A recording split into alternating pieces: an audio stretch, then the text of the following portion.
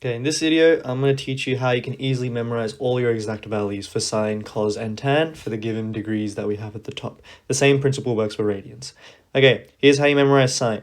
Sine is, the trick is root 0 over 2, root 1 over 2, root 2 over 2, root 3 over 2, root 4 over 2. Now, for those of you astute amongst the people watching this video, you can see that the power, well, not the power, the surd, the number inside the surd, keeps increasing by 1.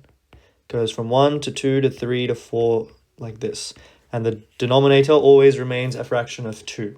So let's simplify all of this, because we can obviously say the root of 0 is still 0.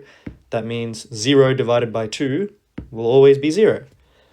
What is the square root of 1 divided by 2? The square root of 1 is simply 1, so it's just a half. And these two here, we just leave as is. What is the square root of 4? Well, the square root of 4 is 2. What is 2 divided by 2? Wow, 1. This is how you can remember your values for sine. Now, you're probably expecting me to say there's some nifty trick for cos and tan. Even better, you don't even need to remember a rule for cos. All you need to recognize is if sine travels in this direction, cosine travels in this direction. So that means the values for cosine of these degrees, rather than going 0, half, root 2 on 2, root 3 on 2, and 1 in this direction, does those values in reverse. So 0, half, root 2 over 2, root 3 over 2, 1. Another nifty trick you can realize is the sine.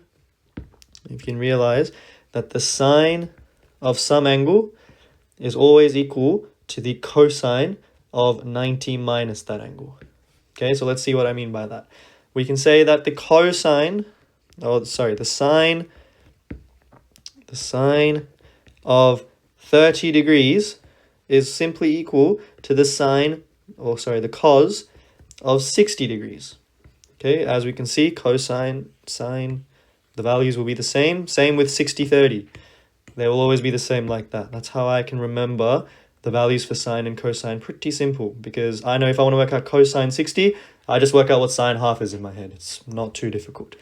Then the way you work out all your values for tan, you can just do the formula that says tangent of any angle is simply the sine of that same angle divided by the cos of that angle. So in this case, what is 0 divided by 1? 0 divided by 1, well, that's simply just equal to 0. What is root 2 over 2 divide root 2 over 2? Will anything divide itself? It's just 1. What is 1 divided by 0? Illegal. You're not allowed to divide by 0. That is jail time, prison sentence. It is undefined.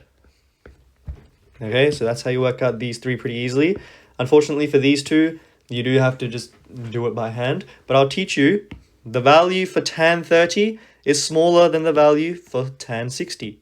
So to work out the value of tan 30, it's root 3 over 3. And the value of tan 60 is root 3. Notice how the value of tan 30 is a third the value of tan 60. That's how you remember this one is smaller than this one here. And this is how you memorize your exact values. Use the trick to memorize just the value of sine. Cosine goes in reverse, and tan is just these two divide each other.